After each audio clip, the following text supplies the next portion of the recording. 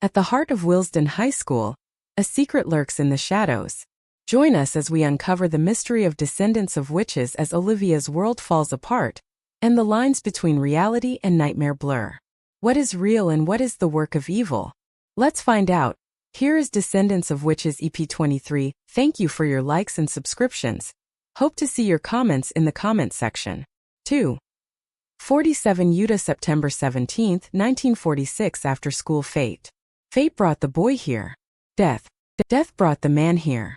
The devil brought the pagan witch here. Years of turmoil and torture, greed and inquisitions, death and rebirth, all led up to this moment. The devil, death, fate and the pagan witch all knew. However, the man and the boy, who were at the center of it all, knew not but their own role in the grand story. It is just us and the devil watching over our heads. As he always does, Wilson Stevenson remarked, his cursed emerald eyes glowing against the darkness. Yuta's back was firmly pressed against the wall, and he trembled underneath Wilson's looming stance. He could not muster the courage to cast a harmful spell upon Wilson Stevenson. Yuta told himself it was because he was not powerful enough, but his conscience told him that he was simply unprepared to harm another. Even if it was Wilson Stevenson, Yuta cursed himself for that. He wanted to protect Wilsden and cast a force field over it, but even his willpower was draining. Wilsden was imperfect, and that was what made it feel like home. The school stood rooted in the grassless ground, soaking in the sunshine and never releasing it back into the world. It took in yesterday's rain through the cracks of the building, dampening the wooden floorboards with no remorse. It was not only the structure of Wilsden but also the people within he wanted to protect. He could barely gaze around without welling up because each classroom and hallway held so many memories that Yuta couldn't exchange for 1,000 lifetimes. Would he ever see a sight like this again? Would he ever feel safe in a building like this again? Bile rose in his throat and he quietly choked on it. There was nothing he could do. There was nowhere to run or hide. He desperately wanted to protect the school and his friends, but the only thing he could think of, the only thing he could physically do was talk. Mr. Stevenson, Yuta sputtered, clutching his arms against his chest, hoping that it would protect him from something. Where did my friends go? He tentatively asked, wincing his left eye and peering at Wilson through his right. They are far away, as I have said, Wilson Stevenson answered slyly, as he cupped Yuta's cheeks gently. His touch sent icy shivers through his blood, chilling his brain synapses. Yuta flinched and swatted his hands away, but Wilson didn't budge. You're lying, he said, drawing sharp and raspy breaths. I don't even need a reason. I just know because everything that comes out of your mouth is crap. Yuta spat, as his anxiousness slowly trickled away and the fury took over. Wilson chuckled boisterously and swiftly flicked his wrist, so that his fingers were curled around Yuta's arms. He harshly dragged the boy forward and stopped in the middle of the gray hallway. Yuta could tell a sinister plan was forming in his head from the way the features on his face shifted uncontrollably. Fine. You caught me red-handed, Wilson said, sarcasm dripping from his sour tongue as he rolled his eyes emotionlessly. Your friends have been transported to areas of the school where they feel most vulnerable. There I have planted their darkest fears, crouching behind the shadows of the school, waiting for their arrival so they can jump out and make their skins crawl. He hissed, a dark shadow cast over his eyes. Yuta gazed up at Wilson with horror, as numerous concerns and worries ran through his head. He swallowed the bile lodged in his throat and forced himself to do something for his separated friends. He was the only one who had a chance against Wilson, and he couldn't let their previous efforts go to waste. Yuta clenched his eyes shut and without a trigger, memories of Wilson's betrayal, the turmoil Wilson caused his friends, and the human mask he wore to cover his 200 years of evil doings all swarmed his muddled brain. Those dark memories would forever be the stitches that patched his disheveled soul together. The bright memories would be stowed away in his heart for later use, but the dark memories were something that would always be part of his essence. They were the fuel to his rage and pagan powers. So, without a second thought, Yuta told Wilson Stevenson all the burning emotions swirling within. He knew this would be the perfect moment to cast the deadly spell that first caught his eye in the Black Book. But he also knew that he had yet to muster the courage to perform it. Mr. Stevenson, you're a great man, Yuta began sincerely, his lower lip trembling. Wilson raised his eyebrow, partly satisfied with his words and partly confused as to why he said that. Regardless, that statement caused Wilson to release his grip on his arm. Yuta gulped before continuing, noticing the curious glint underneath Wilson's gleaming eyes. Not in the sense that you have good morals, but in the sense that you're a substantial person, Yuta clarified, pausing to analyze Wilson's reaction. He stared at him blankly, so Yuta continued. You're exceptional, remarkable, grand, and in a certain perspective heroic. You were born with a purpose. You were destined to do something noteworthy. Whereas I was not born for great things. My destiny had not been determined until I was given something extraordinary. That simple difference is enough for you to outrank me. However, somewhere amidst the despair, there is a part of me that cannot bring myself to entirely give up, no matter how inferior I am, Yuta finished, clenching his fists at his sides as he stared at Wilson solemnly. There was a moment of bone-chilling silence before Wilson responded. Yuta bit his tongue, praying that he had not angered Wilson again. The rage that sat inside him was dormant for now, and he was glad that he could control it this time. In the moments of this silence, he carefully calculated his next moves. Just hold on for a little longer, he urged himself. You are correct, Yuta, Wilson said, crossing his arms diligently. His taut tone was replaced with a slightly gentler version. It was still enough to scare Yuta, but not enough to cause him to flee. Over Wilson's head, the devil inched backwards and its darkness lightened. It was as if he was moved by Yuta's words too. Or perhaps he was simply copying Wilson's emotions. Whatever the reason, it relieved Yuta's tense limbs. I am great. I am grand. I am exceptional, he said, quietly sighing before he continued. However, I am anything but heroic. Yuta glanced at Wilson confusedly. He was baffled at how collected their conversation was going, but he was more taken aback by his contradictory words. I took you for the egotistical bastard type, Mr. Stevenson, Yuta mused, finally unafraid to speak his mind. When I called you heroic, I meant in the eyes of your ancestors. Your father, grandfather, and great-grandfather must all be so proud of your malicious actions and upholding the curse well, he remarked, pausing to scoff. To some extent. Wilson huffed lightly and shook his head. Sometimes I forget you're simply a child. Too naive to understand anything outside of your surroundings, he remarked solemnly, almost as if he was reminding himself. I am more like you than you believe, Yuta. I too have been gifted something extraordinary. Although I was born with a purpose, I was not destined to do something noteworthy. My father and grandfather were the same. Their job was to simply uphold the curse, as I am attempting to do. My great-grandfather, however, is the true hero. He was the one who sought the witch, and in doing so, created a curse that would allow the Stevenson monarchy to live for generations. That's not heroic, that's evil, Yuta pointed out, his anger towards Wilson slowly rising. William Stevenson I didn't seek the witch willingly. When he did happen to find her, he used her for his own greed.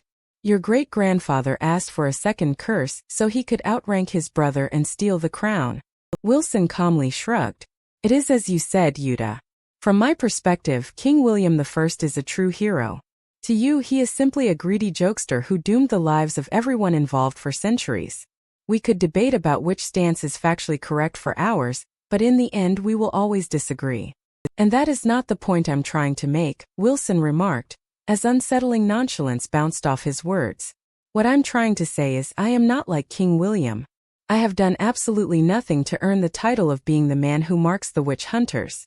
King William was the only man who earned that title, Wilson explained, with a tender yet desperate passion. So in a sense I am like you. I have been gifted something extraordinary simply because of my blood, just as you have. Now we both have no choice but to battle each other, not because of our contrasting beliefs, but because of our circumstances that we had no will to enter. Wilson Stevenson's soft and gentle voice was unexpected. It was as if he was speaking for a lost piece of his soul that had been stranded far away from its source. His features matched his piteous voice, adding to the appearance of grief. He used the type of tone that caused Yuta's heart to ring with sorrow, as if he were speaking to a sad boy who couldn't find his parents.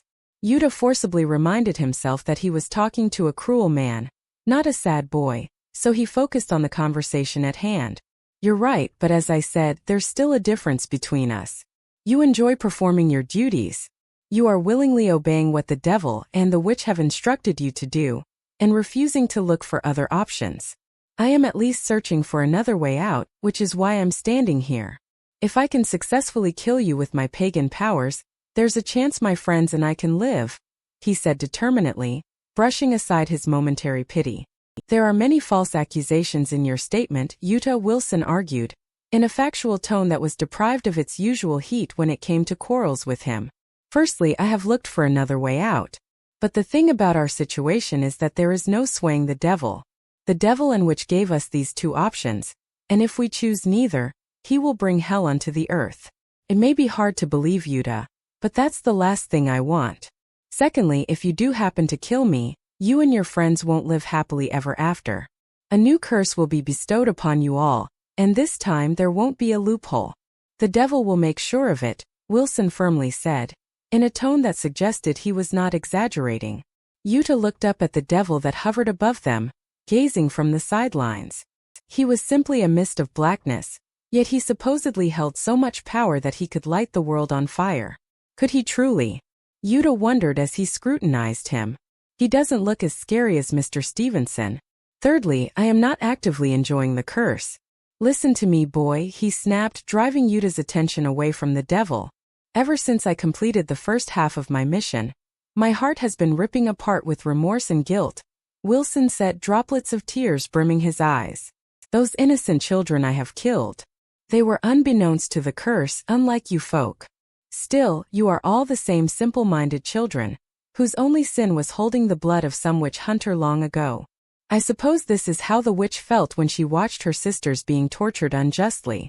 They were innocent women, whose only sin was holding the pagan faith to their heart. Stop acting like you're sorry, Wilson, Yuta cut sharply. If you feel guilty for hurting me and my friends, why did you do it in the first place?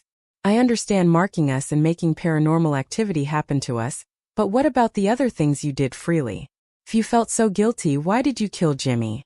If you felt so guilty, why did you hurt me? If you felt so guilty, why did you make my friends disappear and haunt them with their fears again? Because that was Wilson Stevenson. Wilson screamed, his gentle expression falling swiftly. Wilson Stevenson did that. And frankly, I've come to hate Wilson Stevenson. I dearly wish I could go back to being Mr. Stevenson. He yelled desperately as his tears and spit rained down on Yuta. If only you could see through my eyes. Then perhaps you would understand. I don't want to see through your fucking eyes. Yuta bellowed furiously. Wilson widened his eyes at that reaction but continued to shout desperately. I wish that the curse had never existed as much as you do. I want to go back to being your favorite teacher, not the monster you see me as. But you are Wilson Stevenson. Yuta yelled in response, his body tensing at the harsh tone Wilson used. There's no time for you to go back to your fabricated Mr. Stevenson persona. You can't rectify your actions now.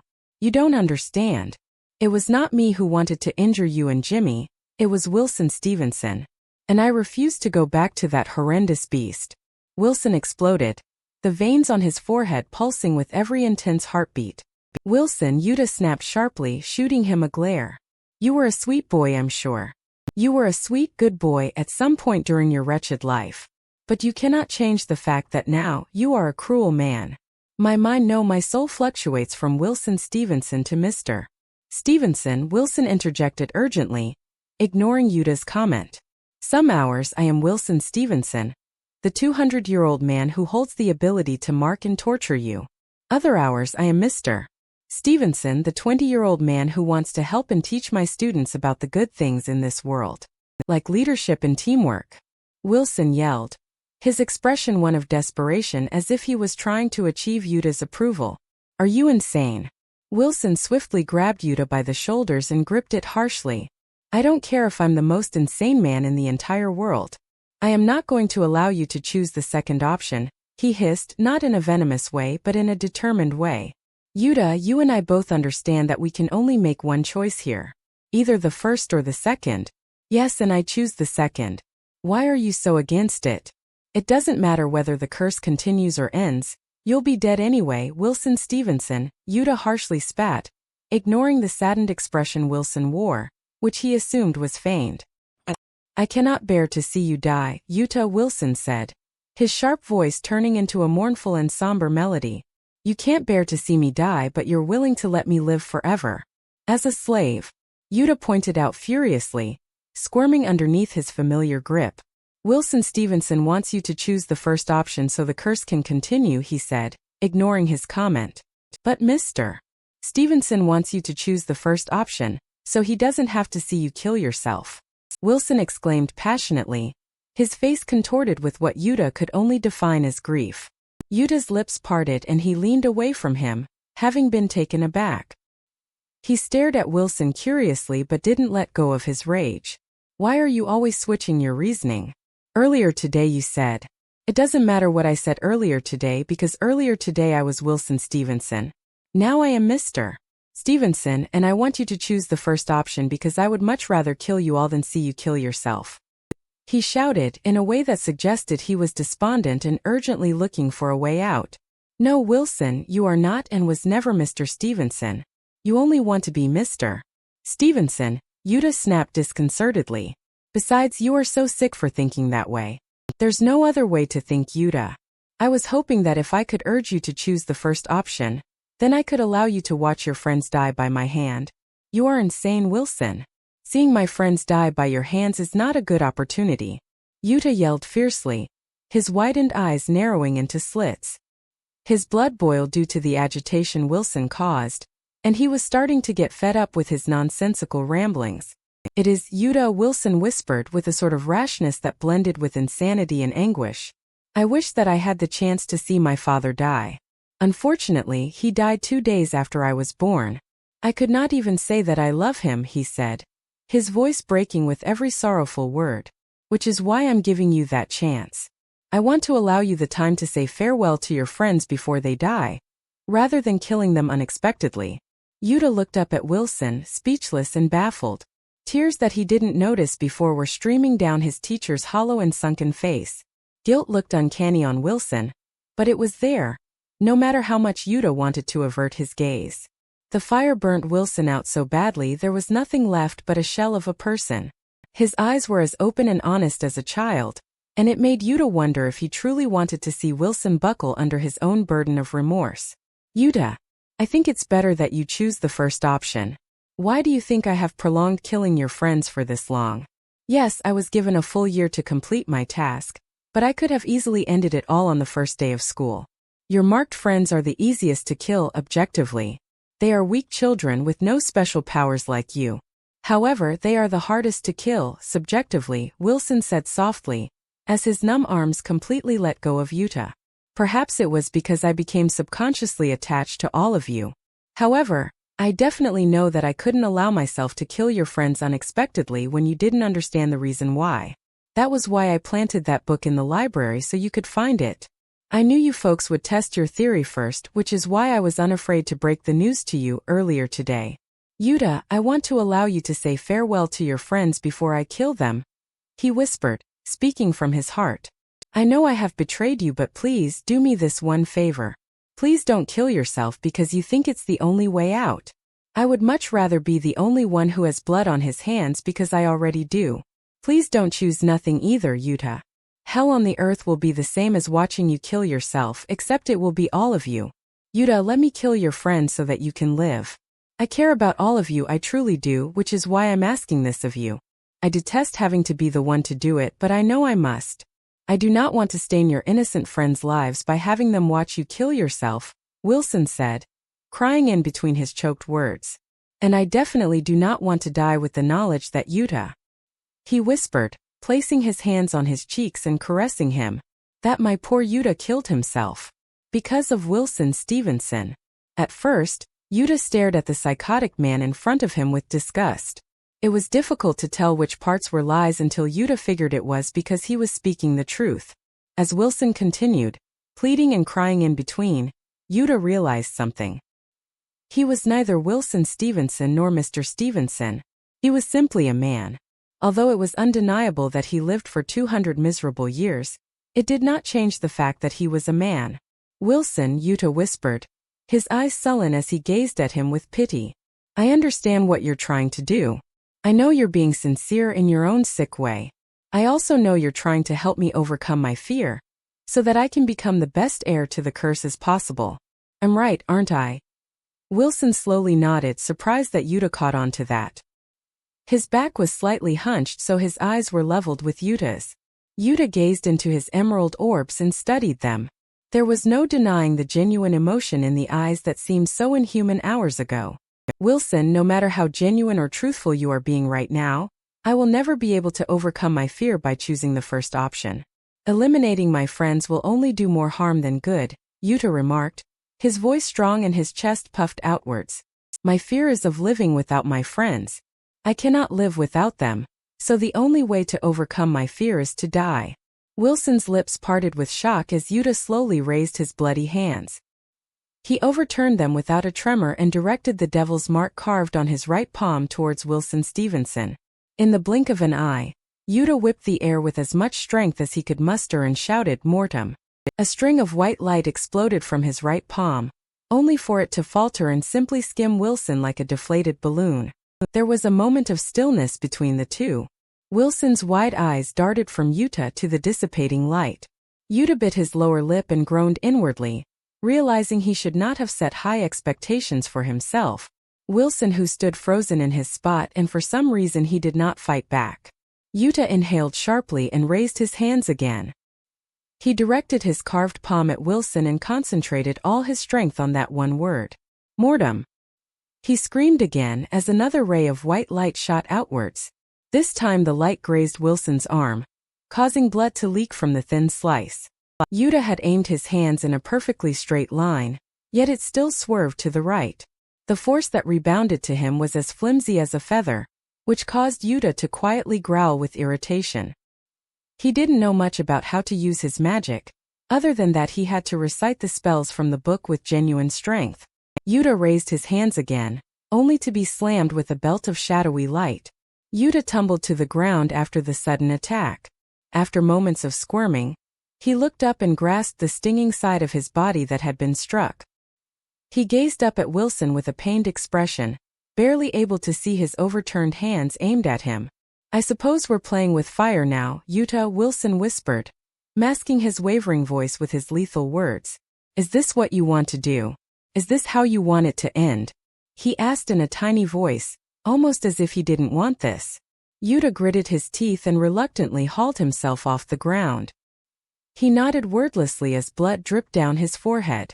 A black flame lit his orbs and the hearth spread through his body, as he glowered at Wilson darkly. His resentment held all the power of a wildfire, and Yuta could feel the heat roaring through his veins, ready to ignite anything that he came in contact with. There was tense stillness on both sides. If hatred was visible, the air would have been scarlet with the fire that was flaming on either side. Suddenly there was movement, with so much force in every swish of the wind surrounding them. Wilson rained his pulverizing magic onto Yuta, as if he meant to smash him into the earth. Yuta attempted to do the same, but it was clear that the only strength he possessed was willpower. Yuta smashed into the ground countlessly, and at this point, he and the hard surface were friends. Yuta picked himself up and weakly raised his bleeding arms. The once hard bones turned soft. "Mortem!" he screamed with a strained voice. Once again, a feeble ray of white light ejected from his mark. Wilson laughed manically, and it appeared that he returned to his merciless Wilson Stevenson state. He grabbed the string of light with his bare hands and ripped it in half, watching with masochism as it shattered like glass. The fragments didn't disintegrate like it usually did, but Yuta couldn't waste time pondering about it. Wilson whipped the air with his hands, screaming wordlessly as he aimed at Yuta. Yuta clenched his eyes shut and allowed his magic to hit him. He knew he could do nothing to defend himself. When it did, he staggered backwards but didn't fall entirely. Yuta confusedly fluttered his eyes open, and to his surprise, Wilson stood paralyzed in shock. His hands were outstretched and magic poured out of his palms as usual, except it was replaced with the color white. "What the hell did you do, boy?" Wilson asked angrily, as he whipped him with the white belt of magic. "Why is my pagan magic suddenly white? It has always been black." Yuta grunted as his hard bones shattered and turned into a slushy mixture. Blood seeped from every inch of his body as he unsteadily rose to his feet. His head was spinning and he could taste nothing but metallic sweat and blood. He weakly uttered the spell again, and a shadowy black light poured outwards. He directed it at Wilson and it hit him with more impact than before. Wilson grunted as he lost his balance and a horrified expression appeared on his face when he turned to look at the boy. Without thinking, a smile stretched across Yuta's face. "I'm the new witch, Wilson Stevenson," Yuta said, as he swallowed the blood that dripped down his face. "Your pagan powers are now mine to steal. Or rather retrieve." The smirk on Yuta's face looked grossly sadistic due to his red-stained cheeks. It was a sight Wilson had never seen before. Just yesterday, he was an aloof and absent-minded boy who always wore black. Today, he was a wretched and traumatized boy with murderous intent. Yuta's regained his confidence after successfully landing a blow on Wilson. Yuta attacked Wilson a couple more times as he was hindered by the weaker magic he received. When Wilson quickly adjusted it to his liking, he attacked Yuta without hesitation. "It does not matter whether our magic replaces each other a million times. I will always be stronger than you," Wilson roared, as a wave of his white light sent Yuta flying backwards. Yuta hit the ground with more force than before. His head clanged against the floorboard, and due to the previous slams, the wound worsened. He tried to rise to his feet, but everything was a blur and all his strength had been drained. He laid on the ground with his arms and legs spread apart. He shut his eyes as he heard the menacing footfalls of Wilson stomping towards him. There was no hope. There was no point in trying anymore, Yuta knew. During the moments before his impending doom, he wondered if killing himself at that moment would work. Perhaps I could aim the deathly spell at myself and I would die. Then it would be all over. No, that won't work. Yuta's head jolted from the ground. He frenziedly scanned his surroundings, confused as to why all the pain he felt suddenly disappeared. He rubbed his eyes and was enveloped by a white light. The ground beneath him felt like the hallway he supposedly never left, yet the gray color was replaced with a blinding white. He felt like he was dreaming. Everything was vague, yet he had some sense as to what was going on. "Who said that?" Yuta whispered shakily, searching for Wilson. He hoped the voice was Wilson, but he knew it was not. The voice was a female's, unfamiliar yet familiar at the same time. "If you plan to choose the second option, there is a specific ritual you must perform for it to work." Yuta's eyes shot open and he desperately spun his head. He was utterly alone and couldn't identify the person to the voice. "Where are you?" he asked his surroundings, his heart pulsing intensely. "What happened to Wilson?" "The ritual is simple. All your marked friends must surround you in a triangular formation, their hands clasped with one another. You will lay in the middle and kill yourself any way you please. I recommend stabbing a knife to your heart so that when you die, you will fall in a straight line. Tell me, Yuta, what image does this create if one looks at it from the devil's point of view?"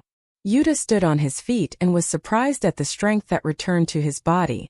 All his wounds had been mysteriously healed, leaving only faint scars. He looked around the area again but still could not find the person. He pondered their question for a moment and formed the image in his mind. It was a vivid image that disappeared the moment he discerned it.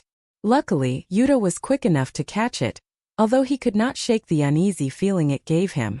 It was almost as if he was looking into the future. "The devil's mark," he answered tentatively, unsure of what else to say or do. It was as if saying the correct answer gave Yuta the achievement of seeing the person because, from the corner of his vision, a figure approached him. It emerged from between the bending light, in such an eerie way that caused a headache just thinking about it. Yuta froze in his spot as he waited for the figure to walk around him and face him. "Correct," the witch said. It was her, the witch who created the curse, the mother of all the sinners, the woman from Wilson's story. Dark robes spilled from her lanky body, the excess fabric swishing in the breeze. The air tousled her raven black hair, which was tied loosely in a bun. Her crooked nose sneered at him like a hawk's beak and her hollow cheeks frightened Yuta. His heart thumped rapidly as a sense of familiarity washed over him, specifically because of the violet eyes that pierced him. "The witch," Yuta whispered in a state of disbelief and shock. "Why are you here? Why am I here?" he asked under his breath, unsure of whether he wanted the answer or not. "Yuta," she said through her leathery lips, outstretching her hands to cup his cheeks. Her touch was gentle and motherly, something that Yuta could only imagine before. Your friends are in trouble. As Wilson said, they are currently being targeted by paranormal activity. Yuta squinted at the woman confusedly. Aren't you the one who started this all in the first place? Yuta asked, gaining a sudden spark of hatred towards her. If you hadn't cursed the Stevensons and did something more merciful, like kill them instead, my friends wouldn't need to be saved right now. The witch was slightly taken aback, but that emotion wasn't apparent on her face. Her expression was frozen, remaining forlorn and pitiful for what Yuta assumed was centuries. I was not expecting our first conversation to play out like this, she remarked, chuckling as wrinkles appeared on her wizened face. Wilson Stevenson the first provoked me. If he hadn't, I never said he wasn't at fault, but part of this is your fault too. There were so many options, so many things you could have done instead back then, Yuta said, shooting the witch a disappointed look. Now here I am, paying the price for your actions with only 2 options to choose from. The witch sighed mournfully and nodded admittedly. I do know that, Yuta. I know a great many things and I regret a great many things. I can foresee a great many things, but I cannot change a great many things from the past. Yuta didn't know what to respond with. He didn't know how to talk to the strange witch, his predecessor. He never formally met her before, yet they were conversing as if they were lifelong acquaintances with a slight animosity towards the other. Aren't you supposed to be dead? Yuta suddenly pointed out, when the realization struck him. Didn't you die on the morning of September 3rd? The witch raised her eyebrows and nodded. Yes, the witch is dead.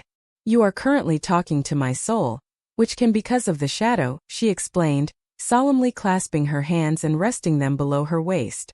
The shadow can take on many shapes and forms, it only needs a soul to do so. Yuta gazed at her strangely but didn't question it any further. Why am I here? What is this place?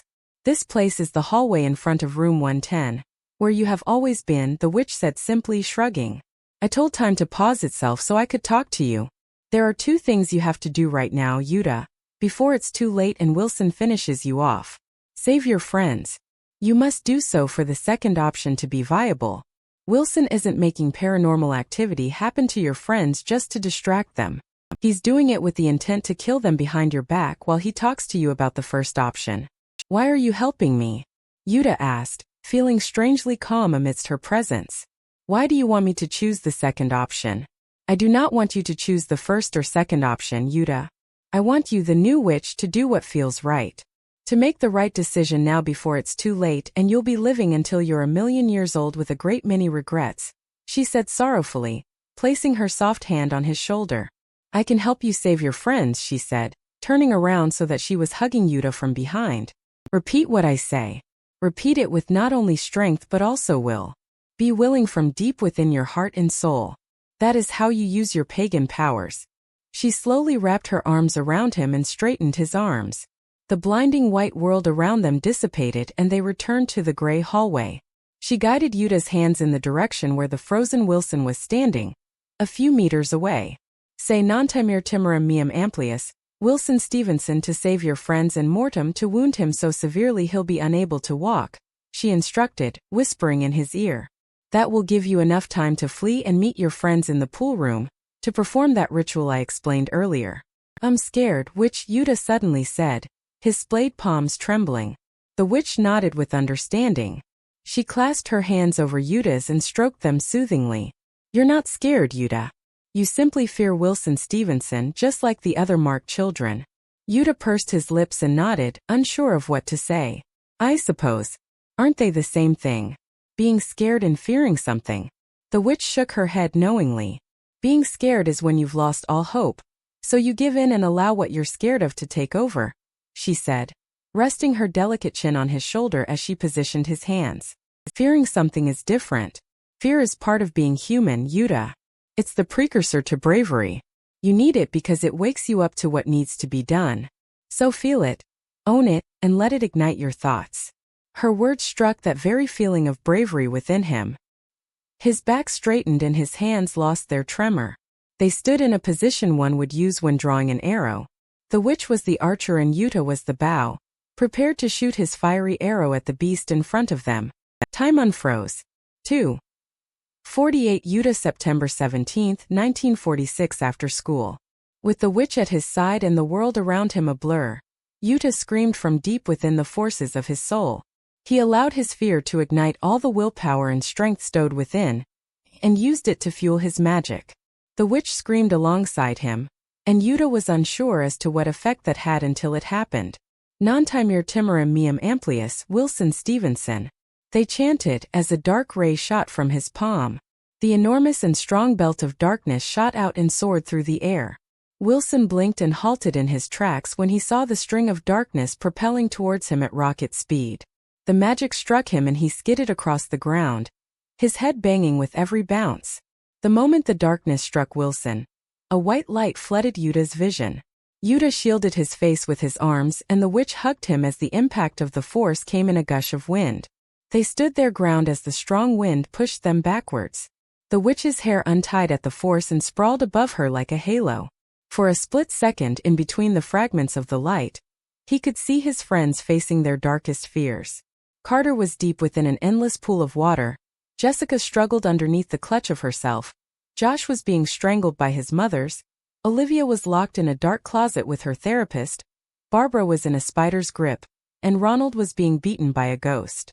Seconds later, the white light died down surprisingly quickly. He couldn't see what happened to his friends after, but there was a stirring feeling within his heart that told him something good happened. "Your friends are free, Yuta," she whispered from beside him, her slender arms still around his waist. Yuta looked up and dropped his arms. The hallway was still and Wilson was on the floor, but it was still not over. They had a few minutes before he stood up, so Yuta glanced at the witch. She smiled at him warmly, the happiness extending to her eyes and deep within her soul. Yuta observed her gentle features and he realized that he did not hate her. He simply pitied the woman who lived a tragic life and an even more tragic afterlife. "Witch," he muttered. His lips parted with surprise as he scanned her face. "Your violet eyes, they're gone." The witch smiled at him, blinking her black orbs at him. They were glossy and gleaming, but it looked uncanny on the woman who bore purple hues for her entire life. "Yes, Yuta, I know," she whispered, her melodic voice ringing through the silent hallway. "They're yours now." Yuta blinked with puzzlement. His eyes felt normal, yet there was a strange stinging within. The witch swiftly conjured a mirror and lifted it for him to see.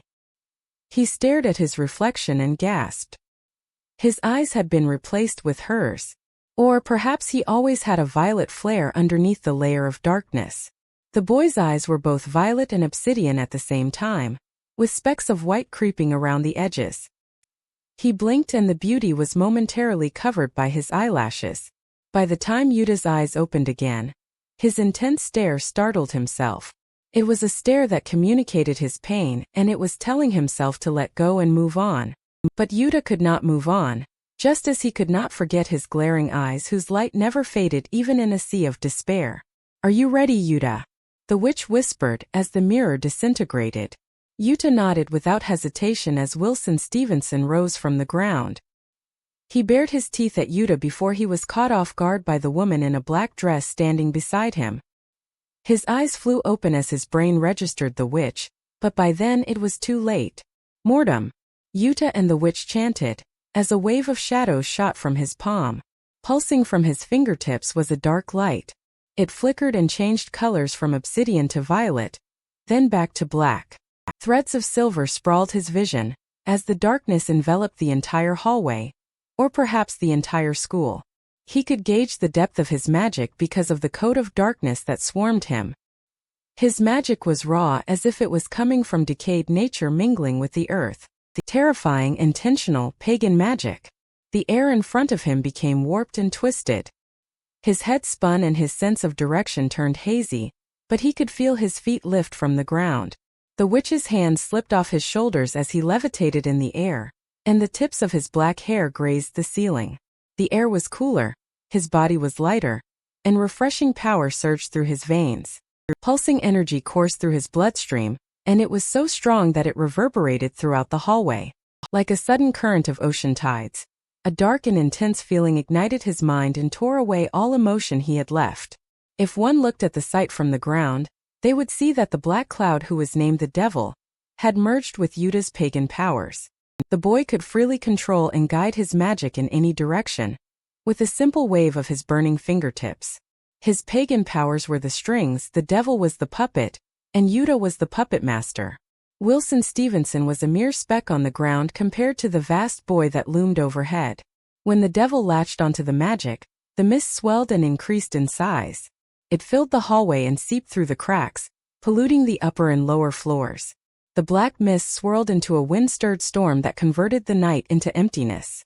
Deadly wings appeared from the shadows behind Yuta, and opened their blazing wrath like embers in a flickering fire.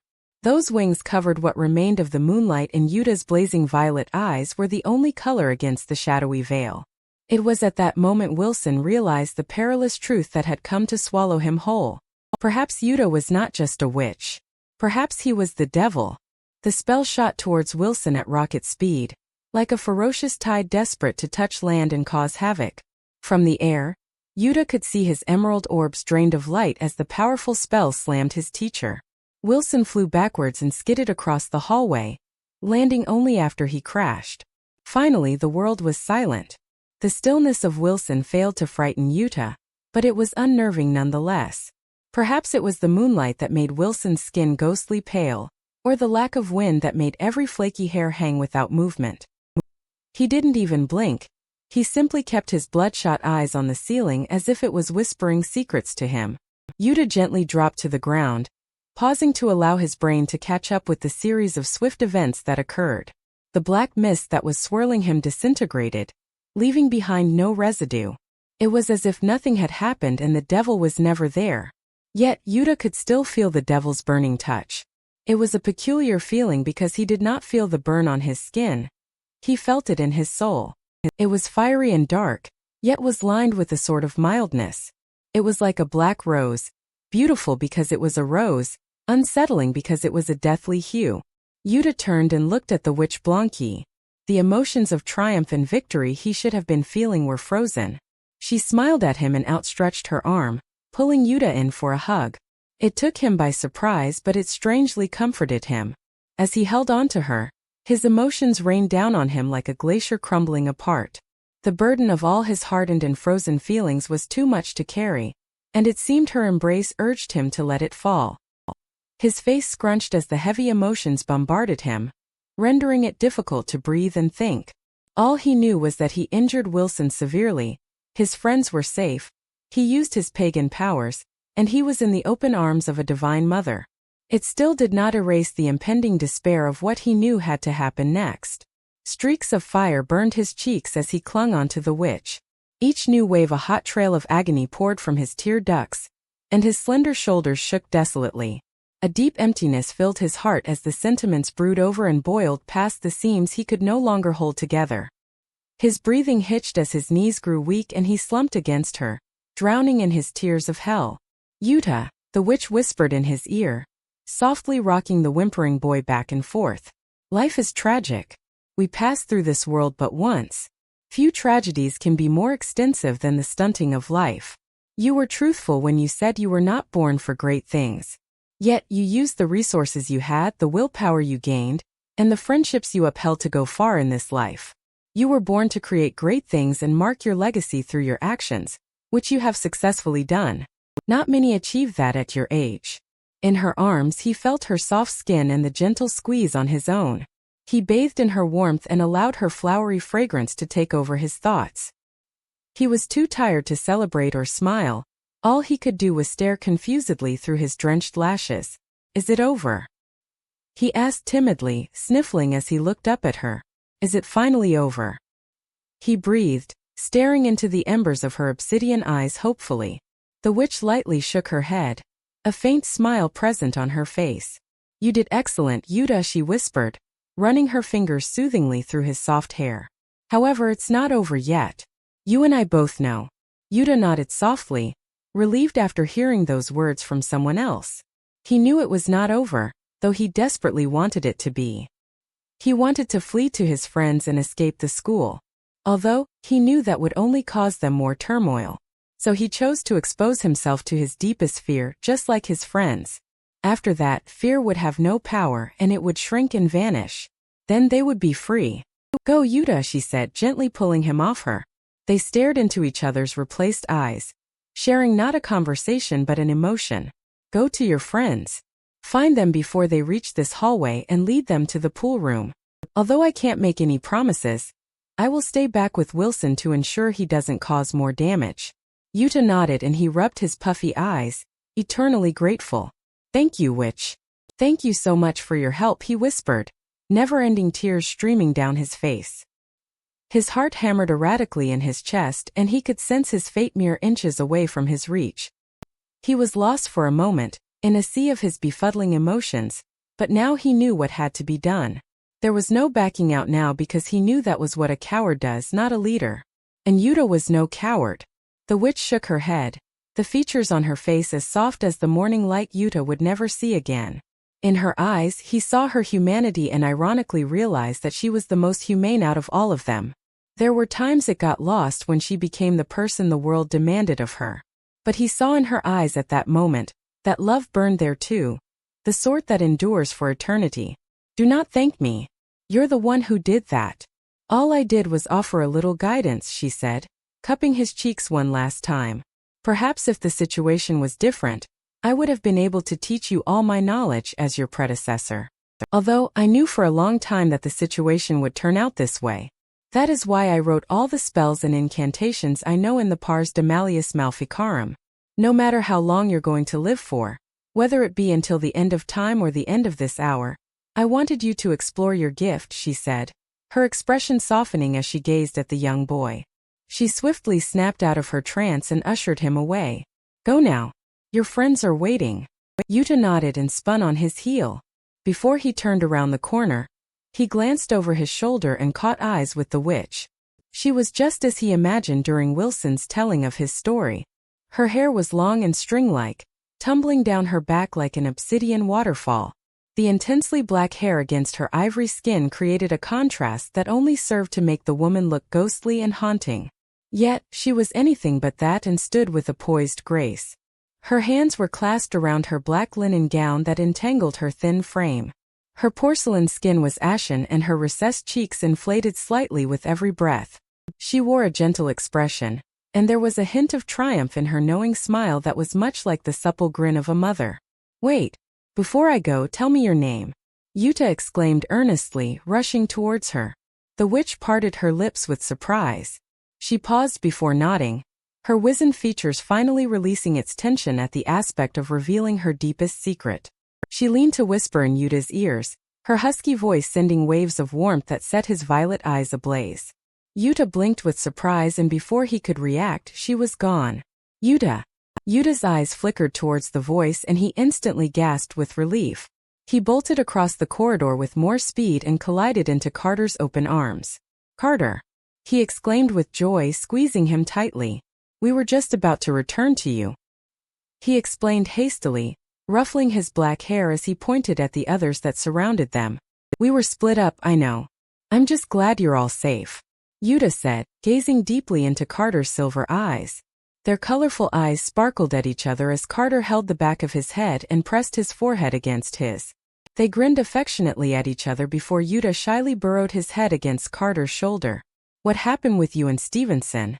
Did you escape him? Jessica worriedly asked, rushing forward to join their embrace. Even better, Yuta said, tilting his head to meet her gaze. I wounded him severely. I cast a death spell at him but for some reason he didn't die. Still, the bastard is too injured to walk and probably drowning in agony, Yuta explained excitedly, a cunning flicker of triumph in his eyes. Our plan worked. He's down for the time being, so let's go to the pool room. Olivia, Josh, Ronald and Barbara nodded as they watched Yuta, Carter and Jessica hug. They stood motionless in the hallway, some with blood-stained shirts and others with teary eyes. After the trio bounced joyfully, Yuta looked up and gestured for the others to join. Olivia flipped her hair and strutted towards them. I was waiting for you to notice us, she said playfully, sighing sarcastically as she wrapped her arms around them. The 7 friends huddled together, weeping with joy that they were still alive and made it this far. All of Yuta's worries disappeared like rain on summer earth when he was in their arms. Their hug was stronger than anything he ever knew, and he could feel their joy pressing into every ounce of him. In that moment of feeling them, he was more alive than he had been in so long. For there were times he was a butterfly who yearned to be safe within a cocoon, protected. Yuta squeezed his friends tightly, never wanting to let go of them. When they arrived at the pool room, they plopped to the ground, exhausted. Yuta leaned against Carter, who nervously rubbed his arm as his cheeks reddened. They sat in a circle and were silent for a while, simply taking in the short amount of leisure they had before their next step. Jimmy laid on the sidelines, far enough to allow his corpse to rest peacefully but close enough for his soul to understand that they were always by his side. Before we say anything about that deal we promised Yuta, I just want to talk to you all, Josh piped up, sweeping his auburn bangs that were glued together with clots of blood. Are you going to make that emotional and moving speech again? Jessica asked tauntingly, sticking her tongue at Josh when he glared at her. No, he exclaimed, scoffing defensively. I was suggesting we talk about something else for a few minutes since we have the time. Of course, there's no telling when Mr. Stevenson will regain his strength, but I believe a few minutes of relaxing won't do any harm. Don't call him Mr. Stevenson, Yuta said, tiredly lifting his head. He doesn't deserve that kind of respect anymore. Josh nodded with agreement. What's wrong with your eyes? He asked, tilting his head confusedly when he noticed. Are you sick or something? Yuta shrugged, purposely smirking to irk Josh. When I was fighting Wilson, I unleashed my pagan powers. I can't describe it, it was just too extraordinary. At first, my pagan magic was white, but then it replaced with Wilson's black magic. Then the witch came to me and helped me cast the spell on him. When we did that, I started flying in the air and my black eyes replaced with her violet ones. He gushed, enjoying the gaping expression he received from everyone. What? And this all happened while I was stuck with my stupid ghost parents. Josh exclaimed, his green eyes flickering with jealousy. But flying in the air is impossible. Ronald pointed out, his mouth agape. Also, didn't the witch die? Are you lying? He asked in disbelief, turning to look at Josh. He's lying, isn't he? Yuta laughed and shook his head. I'm not. Although you would have to see it to believe it, he said, wiggling his eyebrows teasingly at his envious friends. Oh, and did I forget to mention the wings made of black mist that formed behind me while I was in the air? Come on, there's no way Yuta could make that up, Olivia remarked smartly, rolling her eyes at the brainless jocks. We all experience crazy paranormal activity, and at first we thought it was a hallucination. Look at where we are now. Yuta bit his lip at this reminder and gazed around at his friends guiltily. That reminds me. It's true, I knew I was a witch before I came to this school. I barely remembered the day she gave me the powers, but I still knew it happened.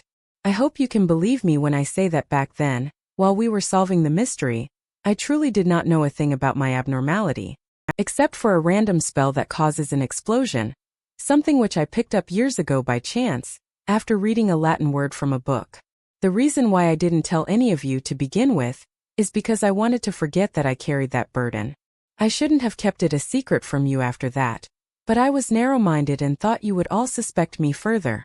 I truly did not want to lose that trust we had with each other. I'm sorry. No, Yuta, don't apologize for that, Jessica assured him, placing a hand on his shoulder. We understand why you kept it a secret. If anything, it's our fault for placing the blame on you and making you feel like you couldn't be truthful with us.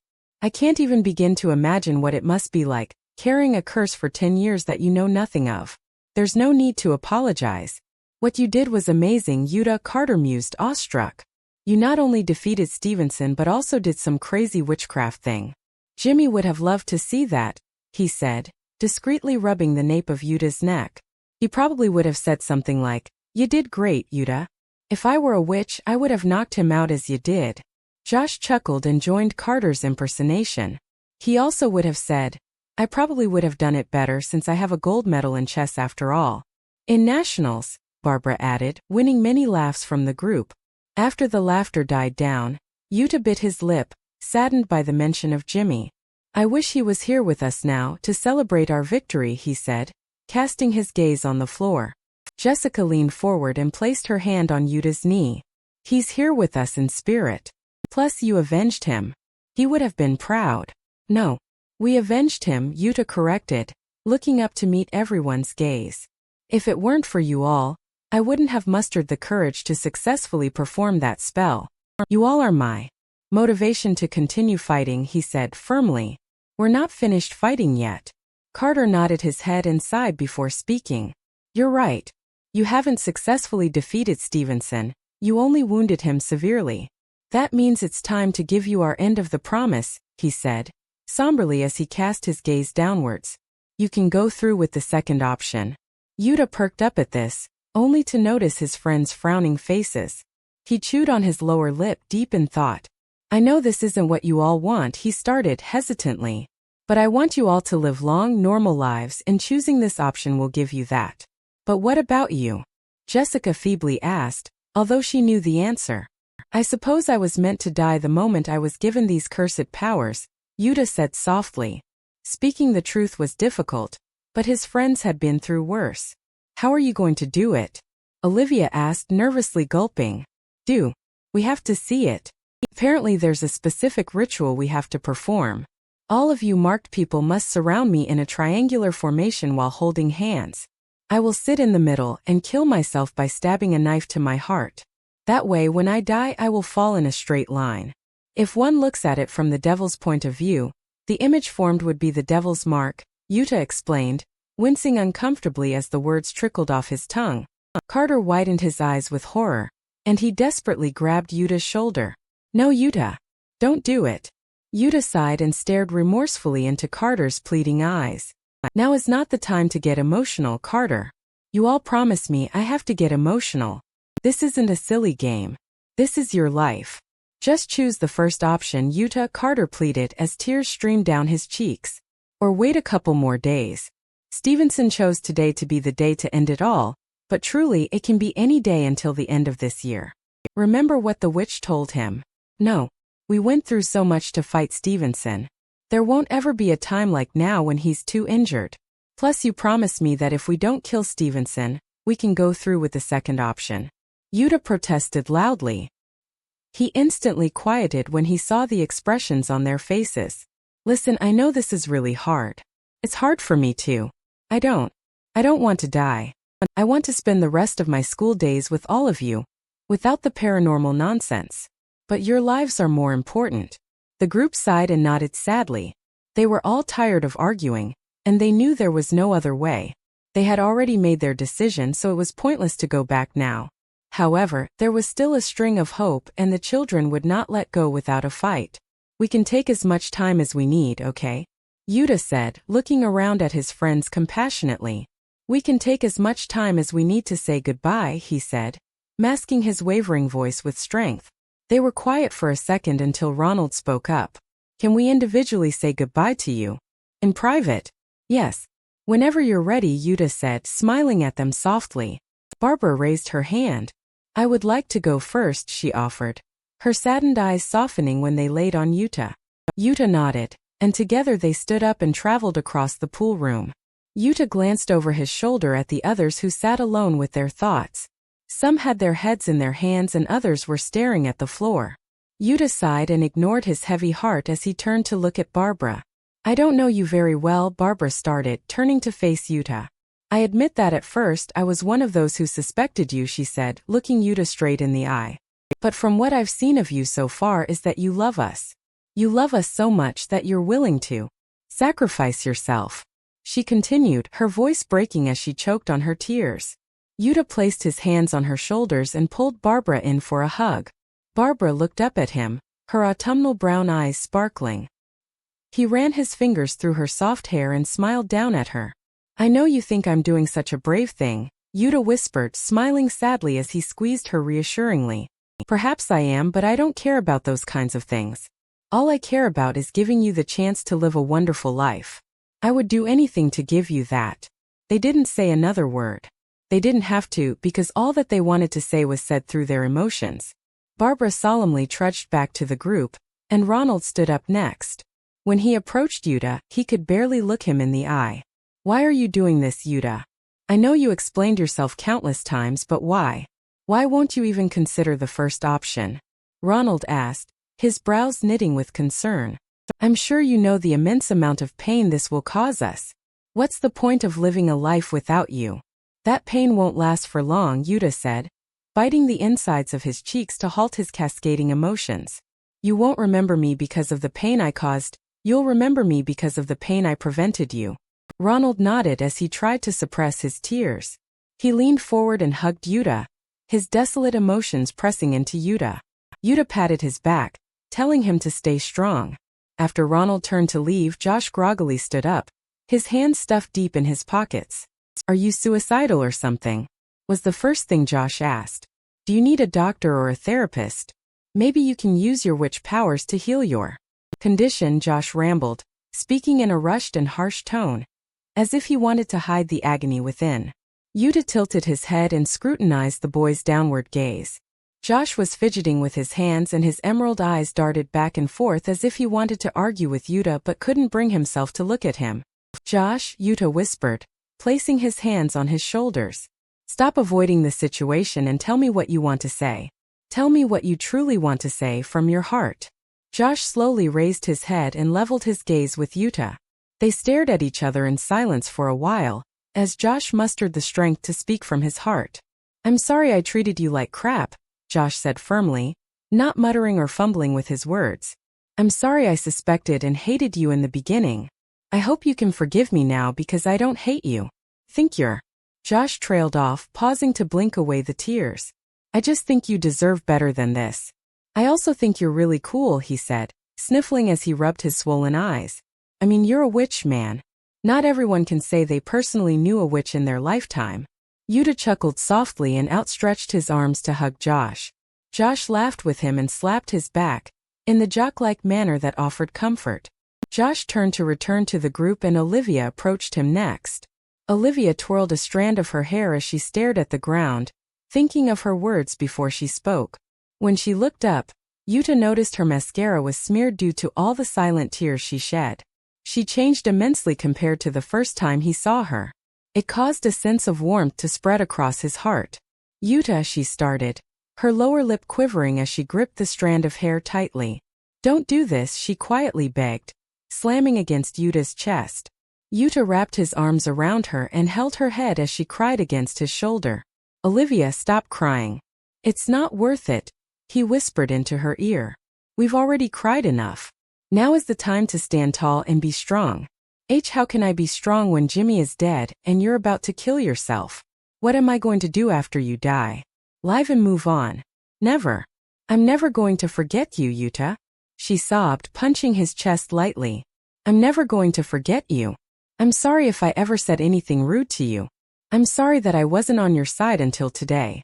I'm sorry that you have to go through this. I know, Yuta whispered, rocking her back and forth. I know. You don't have to be sorry, okay? You went through a lot too. Don't beat yourself up over this.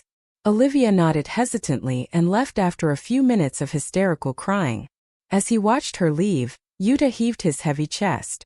He was starting to become worn out by the mask of strength he wore, and he wondered how long he could keep it up. I'm doing this for my friends, he scolded himself, wiping the tears with his palms. They need someone to stay strong. As soon as Jessica approached him, she wrapped her arms around his waist. She sunk into his embrace and wept, her wails and cries shattering Yuta's heart into pieces. Although the heaviness in his stomach softened at the feeling of her body pressed against his, her touch made the room warmer and his future within its walls seemed a little less bleak. I wish everything was different, Jessica sobbed, shaking her head furiously. I wish we could all go back to the first day of school when everything was new but normal at the same time. When everything was a routine and I knew what to expect the next day, she cried, tilting her head to look Yuta straight in the eye. I hate after school hours, Yuta. Everything is different, unexpected, and strangely haunting. I hate it. Yuta pouted at Jessica as tears brimmed his eyes. He grabbed a fistful of her golden hair and ruffled it affectionately. I hate it too, Jess, he said, shushing her wails. But right now we have to face reality. There's no time to fantasize about how things could have gone differently, or how much we wish for everything to stay the same. Right now we need to fight to achieve that safety again. So stay strong, Jess. Stay strong for me. How can I when I still love you? She whispered, her blue eyes glazed with tears. My wild heart yearns for you every second of the day. I know it's stupid and I know we'll never get a happy ending. But if you leave me, I know I'll be dying 100 deaths every day. We've only known each other for a short time, but I feel like I can tell you everything. I need to tell you everything about my life. I need to hear everything about your life. What will I do without you, Yuta? How will I live without you? You simply must, Yuta said, at a loss for words. You simply must stay strong. He continued, his voice faltering. Jessica looked up and nodded, her blue eyes glazed with tears. Her nod didn't seem convincing, so Yuta flashed her a smile through his tears and hugged her tightly. She slowly walked away, holding her head in her hands. When she returned to the group, she pulled her knees to her chest and swayed, whispering comforting words to herself. Carter, Yuta whispered, when his footsteps approached him. Yuta couldn't stay strong for any longer and his knees were growing weak with every passing minute. I'm sorry. I know you don't want this. Carter stood still as he gazed into Yuta's eyes. His cheeks were stained with water but no tears were evident. All he had was puffy eyes and a stubborn expression. Although his eyes were different from the story his face told, softer than Yuta knew eyes could be. His authoritarian best friend was gone and instead, he was replaced with the eyes of one who loved deeply. If it were anyone else, Yuta would drop his gaze, but with Carter he was drawn closer, always wanting more. I just wanted to talk to you, Carter breathed, his voice breaking. This whole time I just wanted to talk to you about that kiss. I just want to go back to that time when we were kissing, he said sorrowfully as he wiped his tears. So let's not talk about what you're going to do after this. Please. All Yuta could do was nod because he wanted to take in every moment for his memory, knowing it was the medication he would need to survive for the next hour. In all the world there wasn't another like Carter or Yuta for that matter. They weren't written in the stars. Rather they were burned in the flames of their past. I wanted to tell you how great it was. It was a really bad thing but it was so amazing that I forgot how bad everyone says it is, Yuta timidly remarked, relieved that he was able to freely open up to Carter. You know. A boy kissing a boy. Carter perked up and he nodded swiftly, his eyes sparkling. I know, right? It was a really bad thing. If we told anyone, they would also say that what we did was a really bad thing. Yet it felt so magical, he said, smiling shyly at Yuta. They say that love is something everyone needs, so why are we not allowed to experience it? Why did it feel so good even though it was supposed to be bad? Yuta asked, tentatively intertwining his hands with Carter's. Carter pursed his lips and pondered for a second before replying. Because I love you, he said honestly, unable to hold back a grin. I love you and you love me. That's why it felt so right. Yuta's eyes widened and his cheeks reddened. He smiled joyfully at Carter and pressed his forehead against his. But Carter, even if everything was normal and we weren't facing life and death right now, we would never be able to love each other freely. We can't kiss each other anymore, you and I both know that, he pointed out sadly. You're right, Carter said, his nose grazing against his. Luckily for us we are facing life and death. You're choosing death, which is a really bad thing. However, there's one good thing that will come out of this. What is it? Yuta asked sincerely, traveling his hands up Carter's arms and wrapping it around his neck. We can kiss one last time, Carter whispered, his breath warming Yuta's cold face. We can kiss one last time and no one can say anything because firstly they all have their backs turned, Carter said, pointing at their friends. And secondly, during times like these when we're facing life and death, the rules can be broken. They were so close that Yuta could see Carter's platinum lashes swept over his silver eyes. They stared at each other in a loving way, filling their heavy hearts with much-needed joy and sweetness. A smile flashed across Carter's face from beneath the strings of his cloudy hair. It created slight dimples and creases that moved his freckles, the features of Carter he admired the most.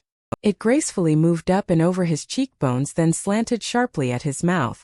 Being milk-white only gave him an ethereal quality that glowed out of his translucent skin, almost like an angel. Yuta's angel.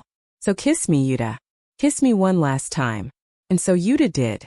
They shared a tender yet passionate kiss that was seeped with infatuation and despair. Yuta loved the way his slender body melted into his when he sunk into his side. He loved the way their lips fit like two puzzle pieces and the way Carter played with his hair. He held him tighter and clutched his shirt as Carter placed his hands on his face.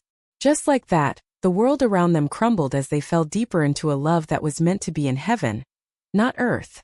No one would hold Yuta as Carter did, kiss him as he did, know him as he did. But Carter was blue. Yuta was red and the world wasn't ready to see purple. When they broke away after what seemed like ages, Yuta looked at Carter with his shining eyes. "I love you too, Carter."